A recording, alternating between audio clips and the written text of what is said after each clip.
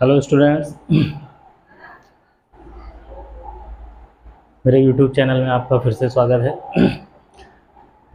आज हम पढ़ेंगे इससे जो आपका पिछला क्लास था, उस पिछले क्लास में हमने पढ़ा था विद्युत धारा में ओम का नियम।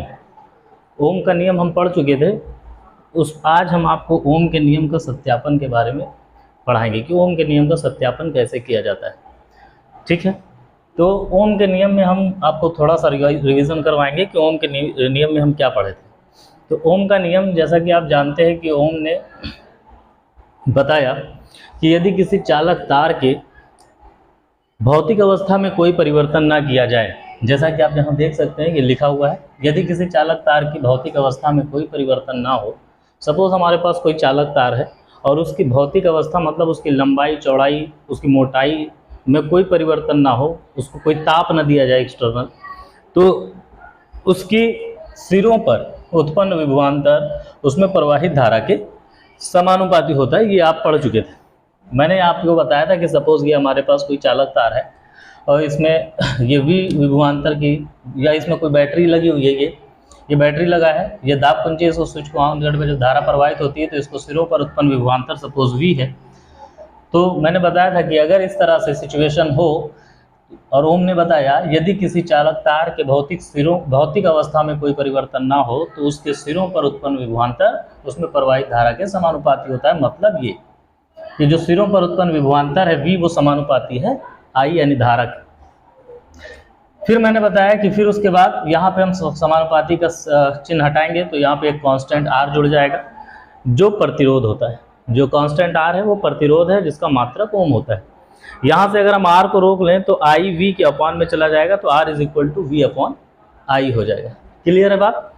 इसके बाद मैंने आपको बताया था कि यदि आई को 1 एम्पियर मान लिया जाए, आई अगर 1 एम्पियर हो जाए तो आर वी के बराबर हो जाएगा, तो R is equal to V, यानी प्रतिरोध विभवांतर के बराबर हो जाएगा। कब? यदि धारा 1 एम्पियर हो। यदि किसी चालक तार में प्रवाहित धारा 1 एम्पियर हो तो उसके सिरों पर उत्पन्न विभवांतर उसके प्रतिरोध के बराबर होता है। एक ये बात है। दूसरा देखें, यदि विभवांतर भी इकाई हो जाए, धारा भी इकाई हो जाए, तब जो प्रतिरोध है वो 1 ओम के बराबर हो जाएगा। देखिए ये भी 1 हो गया, आई भी 1 हो गया, तो आई 1/1 यानी 1, आर इज इक्वल टू 1 ओम। तो एग्जाम में क्वेश्चन आता है कि 1 ओम की परिभाषा लिखिए। वेरी मोस्ट इंपॉर्टेंट है, 1 नंबर में लगभग आता ही आता है। तो 1 ओम की परिभाषा हम कैसे देंगे? यहीं से परिभाषा देंगे। यदि किसी चालक तार, ये सपोज चालक तार है, यहाँ से देखें, यदि किसी चालक तार में प्रवाहित धारा 1 एम्पियर हो और उसके सिरों पर उत्पन्न विभवांतर भी 1 वोल्ट हो तो जो प्रतिरोध होता है वो 1 ओम के बराबर होता है। ये आप ऐसे ही डिफिनेशन दे सकते देख के, लेकिन सही से बोलें तो ऐसे बोलेंगे, यदि किसी चालक तार में प्रवाहित धारा 1 एम्पियर, या ऐसे बोले सॉरी, किसी चालक तार में 1 एम्पियर की धारा प्रवाहित करने पर यदि उसके सिरों पर विभवांतर 1 वोल्ट उत्पन्न हो तो जो धारा होती है वो 1 एम्पियर के, जो प्रतिरोध होता है वो 1 ओम के बराबर होता है। क्या समझे? यदि ना बोले, किसी चालक तार में 1 एम्पियर की धारा प्रवाहित करने पर उसके सिरों पर यदि 1 वोल्ट का विभवांतर उत्पन्न हो तो प्रतिरोध 1 ओम के बराबर होता है। देखिए कितना आसान है, यहीं से बोलेंगे। देखिए रटेंगे तो याद नहीं होगा, आप यहाँ से बोले। क्लियर है बात? यहाँ तक बात हो गई थी। आज हम बात करेंगे ओम के नियम के सत्यापन की। चलिए, ओम के नियम का सत्यापन।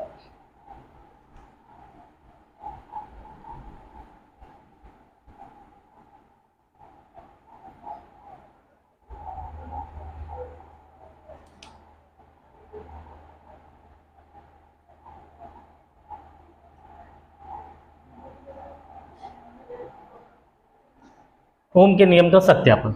देखिए इसके लिए आपको एक सर्किट बनानी है।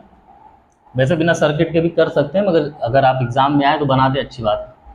तो इस तरह से आप एक सर्किट बना सकते हैं कि सपोज कि आपका कोई चालक तार है, इस टाइप से बना दें। ये कोई चालक तार है, इसकी लंबाई L है, इसके सिरों से मैंने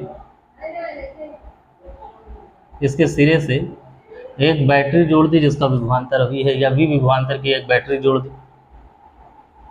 जब भी विभवांतर की एक बैटरी जोड़ेंगे तो इसमें विद्युत क्षेत्र E उत्पन्न हो जाएगा।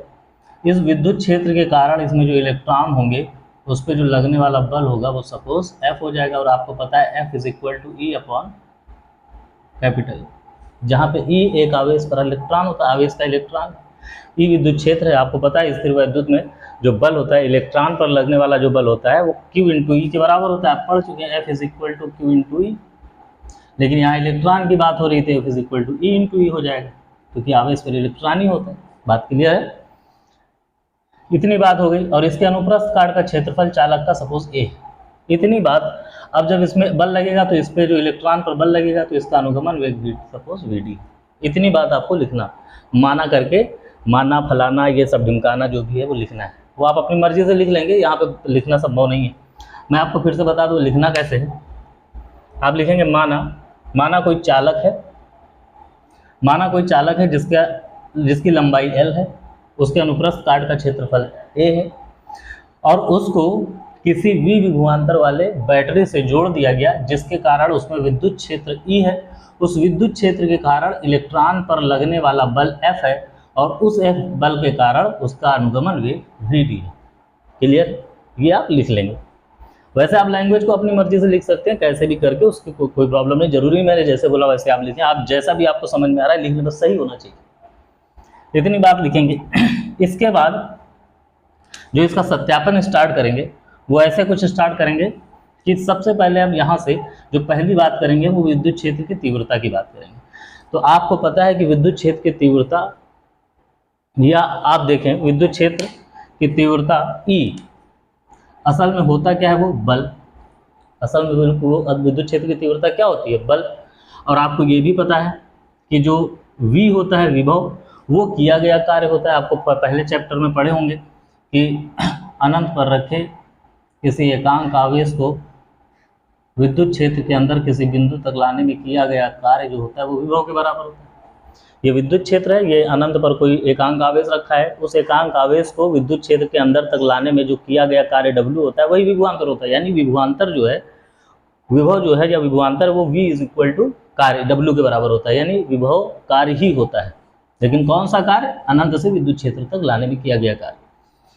तो अब ये कार्य है, तो आप इसको देखो V इज इक्वल टू, इसको लिख सकते हैं E अपॉन L, या ऐसे देखो ये कार्य है, कार्य बराबर क्या लिख सकते हैं, बल गुणे विस्थापन। आप सूत्र जानते हैं, कार्य बराबर बल गुणे विस्थापन। अब यहाँ कार्य V है, बल आपका क्या है, यहाँ पे विद्युत क्षेत्र की तीव्रता E। इसके हिसाब से इसके अकॉर्डिंग देखें तो बल E है, विद्युत क्षेत्र की तीव्रता बल होती है, मल्टीप्लाई जो विस्थापन है वो सपोज इसकी लंबाई जो है वही उसका विस्थापन E है। तो यहाँ से आप अगर विद्युत क्षेत्र की तीव्रता का सूत्र निकालें तो E is equal to L upon में आ जाएगा, V अपॉन L हो जाएगा। क्लियर है बात?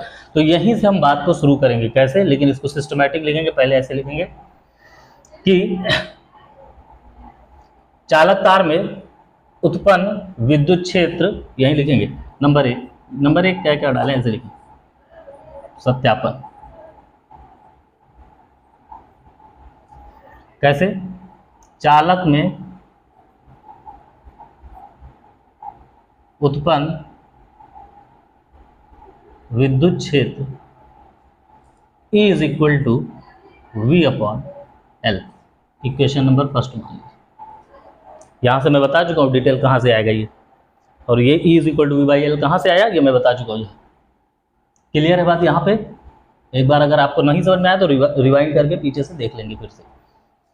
E is equal to V by L। अभी मैंने आपको यहाँ पे बताया कि जब इस पर विद्युत क्षेत्र होगा तो विद्युत क्षेत्र के कारण जो इलेक्ट्रॉन है चालक के अंदर उस पर जो बल लेगा वो F होगा, और F E इंटू ई के, F बराबर Q इंटू ई होता है। और आवेश पर यहाँ पे देखो F बराबर Q इंटू ई। अब F is equal to Q पर इलेक्ट्रॉन आवेश का इलेक्ट्रॉन कितना होता है E, तो E इंटू ई लिख सकते हैं। तो यहाँ पे बात समझ में आई। अब यहाँ पे लिखेंगे चूंकि F इज इक्वल टू, या बल, चूंकि हिंदी में लिख ले रहे, क्योंकि बल F is equal to E into capital E। Equation number 2। अब आप क्या करें, इक्वेशन नंबर 2 में फर्स्ट की वैल्यू पुट कर दीजिए, यहाँ E की वैल्यू यहाँ पुट कर दीजिए। तो F is equal to E, equation अभी मत मानिए, इसको भी मत मानिए, E इंटू कैपिटल E की वैल्यू V अपॉन L।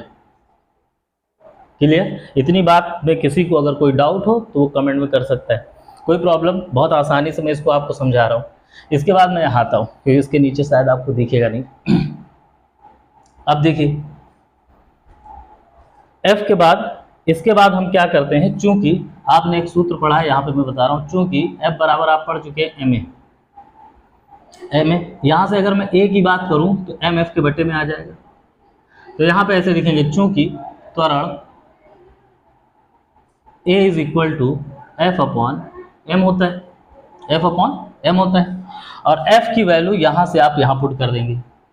तो ए इज इक्वल टू, इसको सेकंड मान लीजिए, तो यहाँ लिखेंगे सेकंड से a is equal to F, F की वैल्यू देखो ये वी ई अपॉन एल, तो एफ की वैल्यू वी ई अपॉन में एल और अपॉन में एम पहले से, तो ये फार्मूला ए का हो जाएगा। क्लियर है बात? देखिए कहीं पे कोई डाउट होगा, मैं अपनी तरफ से बेस्ट देने की कोशिश कर रहा हूँ, अगर आपको लगे कि नहीं कोई प्रॉब्लम है तो प्लीज़ कमेंट जरूर करें। यहाँ से f की वैल्यू हम यहाँ पे पुट कर देंगे, अपॉन में m पहले से, इसके अपॉन में l है तो lm हो जाएगा बटे, और ये a इंटू ई हो जाएगा। ये इक्वेशन नंबर फर्स्ट हो जाएगा। इसके बाद हम जानते हैं क्या, गति के प्रथम नियम से, गति के प्रथम नियम से, तो गति का प्रथम नियम क्या है? गति का प्रथम नियम हम जानते हैं v is equal to u plus A T. तो हम यहाँ पे अगर इसके अकॉर्डिंग फार्मूला बनाएंगे तो क्या बनेगा, Vd, यानी यहाँ पे अनुगमन वेग की बात हो रही, Vd इज इक्वल टू ए, और t की जगह हम इस्तेमाल करेंगे टाउ, श्रांति काल इस्तेमाल करेंगे, ए टाउ। क्लियर है बात?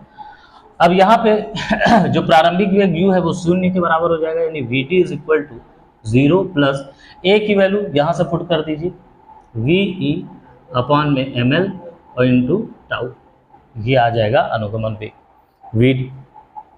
क्लियर है बात? यहाँ तक कोई डाउट? यहाँ तक अगर डाउट नहीं है कोई तो आप इतना स्क्रीनशॉट ले लें ताकि मुझे उधर मिटाना पड़ेगा अभी।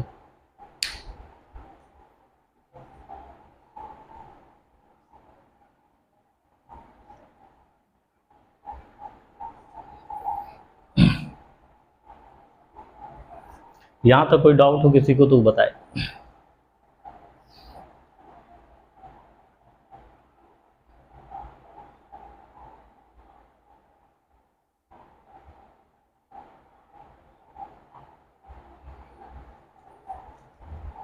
ये हो गया एफ,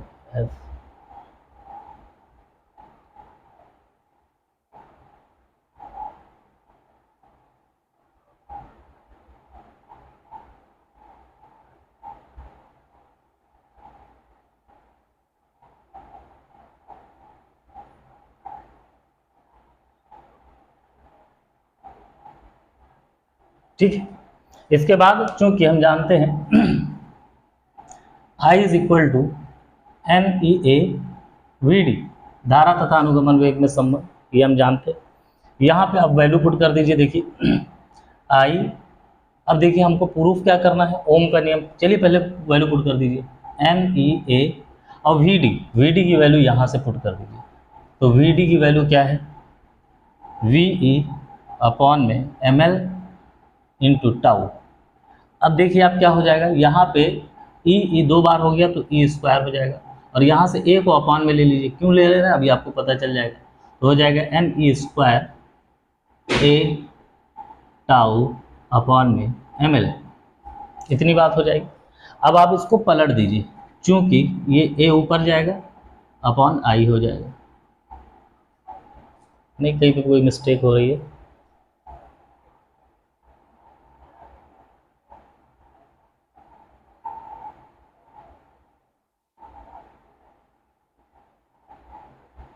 हाँ सॉरी, ए नहीं, ए सॉरी, ए को मैंने ले लिया, ये वी अपॉन में आएगा। तो वी, ये वी हमने यहाँ पे देखिए ए यहाँ लिखा है, वी यहाँ लिखना चाहिए था। तो इसको अगर हम पलटेंगे तो वी अपॉन आई हो जाएगा, और ये भी पलट जाएगा तो ये हो जाएगा एम एल अपॉन में एन ई स्क्वायर ए इंटू टाउ। यहाँ तक बात क्लियर है? तो अब क्लियर है तो बस इतने पूरे को ओम ने कांस्टेंट मान लिया, इस पूरे को ओम ने कांस्टेंट मान लिया, क्योंकि चालक तार की लंबाई नियत होगी, क्योंकि उसकी भौतिक अवस्था में कोई परिवर्तन नहीं, उसका द्रव्यमान भी, इलेक्ट्रॉन का द्रव्यमान कांस्टेंट, इलेक्ट्रॉनों की संख्या कांस्टेंट, इलेक्ट्रॉन पर आवेश कांस्टेंट, उसका क्षेत्रफल कांस्टेंट और टाउ क्रांतिकाल भी कांस्टेंट, सबको कांस्टेंट मान लिया और वो कांस्टेंट का नाम दिया V upon is equal to, और इस पूरे का नाम दे दिया कि ये R के बराबर है। और इसी तरह हमारा V is equal to I R, Ohm का नियम सिद्ध हो गया, ओम का नियम सत्यापन हो गया। क्लियर है बात? अब देख लीजिए, कहीं पे कोई डाउट हो किसी को तो देख ले, मैं एक बार फिर से रिवाइज कर रहा हूँ, देखें जिसको नहीं समझ में आया एक बार फिर से देख ले। मैंने बताया कि ओम के नियम के सत्यापन के लिए सबसे पहले आपको एक परिपथ बनाना पड़ेगा। वो इस तरह से, परिपथ क्या है, इस तरह से एक चालक लेंगे, माना कि हमारे पास कोई चालक है जिसकी लंबाई L है, जिसके अनुप्रस्थ काट का क्षेत्रफल A है। उस चालक को एक V विभवांतर वाले बैटरी से जोड़ दिया गया, जिसके कारण उस पर विद्युत क्षेत्र, उसका विद्युत क्षेत्र E है। उस विद्युत क्षेत्र के कारण इस चालक में जो इलेक्ट्रॉन होंगे उस पर लगने वाला बल F हो जाएगा, और उस बल के कारण जो उसका अनुगमन वेग होगा मुक्त इलेक्ट्रॉनों का, वो Vd होगा। इतनी बात आप माना करके लिख लेंगे। उसके बाद हम बात को शुरू कहाँ से करेंगे, मैंने कहा कि यहीं से अपनी बात को शुरू करेंगे कि माना, या माना के बाद ऐसे चालक में उत्पन्न विद्युत क्षेत्र, यानी जब इसको बैटरी से जोड़ेंगे चालक को तो उस पर जो विद्युत क्षेत्र उत्पन्न होगा वो E, और E is equal to V by L। और कहाँ से आएगा मैं यहाँ पे अभी आपको बता चुका हूँ, रिवाइंड करके वहाँ से समझ लेंगे, ठीक है ना। E is equal to V by L होता है। फिर हम बल की बात करेंगे तो बल is equal to E into e. क्यों? आपको पता है स्थिर विद्युत में या विद्युत क्षेत्र की तीव्रता में जो बल के बारे में बताता है वो F is equal to Q into e होता है, ये बता चुके पहले।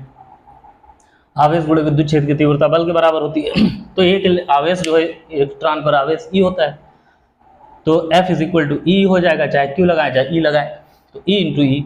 अब यहाँ से E की वैल्यू यहाँ पे पुट करेंगे, यहाँ पे E is equal to V by L है, तो यहाँ पे E की जगह V बाई L रख दिया, F इज इक्वल टू इतना हो गया। क्लियर? अब यहाँ पे देखिए फिर मैंने बताया, चूंकि हम जानते हैं कि त्वरण जो A होता है वो F अपॉन M होता है, F बराबर M है, तो A को रोकेंगे F अपॉन M हो जाएगा। तो अब आप ये वाला इक्वेशन, मैंने इसको सेकंड माना है, सपोज चलो ये इसको फर्स्ट मान लीजिए, यहाँ पे आप फर्स्ट से लिख दीजिए, फर्स्ट की वैल्यू यहाँ पुट की गई ना, तो यहाँ फर्स्ट से लिख लीजिए। तो मैंने यहाँ लिखा सेकंड से, यानी सेकंड की वैल्यू F यहाँ हमको पुट करनी है। तो अब देखो A is equal to F upon M, तो F की वैल्यू यहाँ से ई वी अपॉन एल, यहाँ पे ई वी अपॉन एल, और यहाँ M अपॉन में पहले से ही है तो F। फिर आप जानते हैं गति का प्रथम नियम अप्लाई करेंगे। गति का प्रथम नियम क्या कहता है कि V is equal to U plus A T, लेकिन हम इसके अकॉर्डिंग अगर देखेंगे तो हम यहाँ पे टी नहीं है, टाउ की बात करेंगे, और जो V है वेग, वहाँ पे अनुगमन वेग की बात करेंगे Vd, तो Vd is equal to U plus A tau हमारे पास हो जाएगा। प्रारंभिक वेग शून्य होता है मुक्त इलेक्ट्रॉनों का, अनुगमन वेग में मुक्त इलेक्ट्रॉनों का जो प्रारंभिक वेग शून्य होता है, बता चुके पहले ही, तो ये जीरो हो जाएगा Vd, और ये प्लस ए की वैल्यू यहाँ से पुट करेंगे Ve अपॉन में ml, और ये टाउ है वो यहाँ पे हो जाएगा। क्लियर है बात?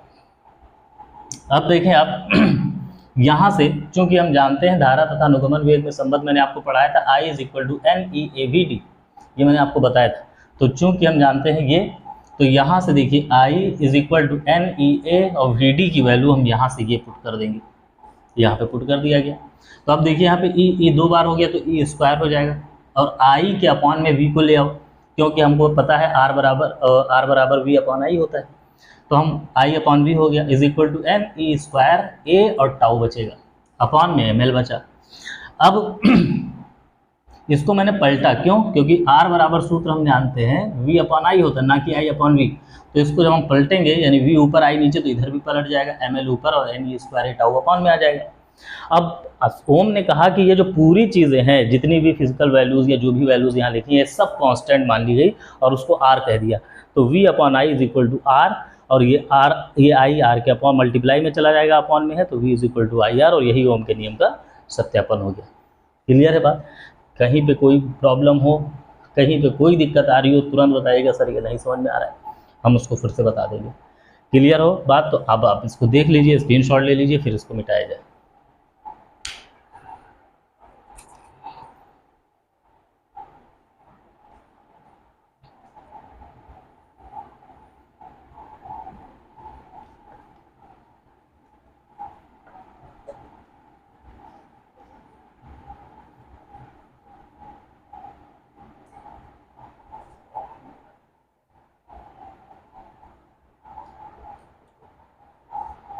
हो गया?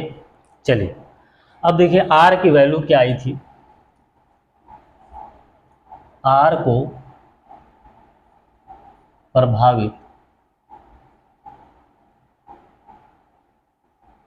करने वाले कारक, और कौन कौन से फैक्टर ऐसे हैं जो प्रतिरोध को प्रभावित कर सकते हैं, यानी उन पर कोई ना कोई प्रभाव अपना डालेंगे। तो जैसे कि अभी आपने आर बराबर जो कांस्टेंट ओम ने माना था वो क्या माना था, एम एल ऊपर था, एन ई स्क्वायर ए और टाउ, ये अपन इस पूरे को आर के बराबर माना था। अब इस आर में देखिए जो आर के बराबर है वही, मतलब जो फैमिली में है, जैसे आप देखिए आपकी फैमिली में आपको कोई मार सकता है, आपके पिताजी, आपके फैमिली के बाहर का कोई तुम्हें मारेगा नहीं तो आप उसको भी जवाब देंगे। यानी आर को इसकी फैमिली में, यानी आर जिसके बराबर है उसी में से इसको कोई प्रभावित कर सकता है, बाहरी कोई नहीं प्रभावित कर सकता। समझ में आ रही बात? भाई आपको आपके पिताजी ही मार सकते, पड़ोसी नहीं मार सकता, या आपका बड़ा भाई मार सकते, आपकी मम्मा मार सकते, बाकी कोई नहीं मार सकता। इसी तरह जो इसकी फैमिली में है वही इसको प्रभावित कर सकता है, अदर कोई नहीं प्रभावित कर सकता। तो चलिए कौन कौन इसमें फैमिली में कौन कौन है प्रभावित कर सकता है। तो आप देखिए जो m क्या है m इलेक्ट्रॉन का द्रव्यमान है, और आपको पता है इलेक्ट्रॉन का द्रव्यमान कांस्टेंट होता है, तो जो कांस्टेंट होता है वो प्रभावित नहीं कर सकता उसको, वो कांस्टेंट है, नहीं प्रभाव डालेगा, तो ये प्रभावित नहीं करेगा। चलिए l की बात करें, लंबाई, तो आपको पता है लंबाई को बढ़ाई घटाई जा सकती है, वो कांस्टेंट नहीं है, लंबाई घट भी सकती है, लंबाई बढ़ भी सकती है, तो ये प्रभावित करेगा आर को। अब नीचे आ जाइए, मुक्त इलेक्ट्रॉनों की संख्या n, इलेक्ट्रॉनों की संख्या भी कांस्टेंट होती है, ठीक है ना। अगर इकाई चालक की बात करें तो उसमें इलेक्ट्रॉनों की संख्या कांस्टेंट होती है, तो ये भी कांस्टेंट है। ये इलेक्ट्रॉन पर आवेश, ये इसका इलेक्ट्रॉन का मान आप जानते हैं 1.6 मल्टीप्लाई 10, ये भी कांस्टेंट होता है। अब देखिए टाउ यानी क्षेत्रफल, क्षेत्रफल जब अगर चालकता की लंबाई बढ़ेगी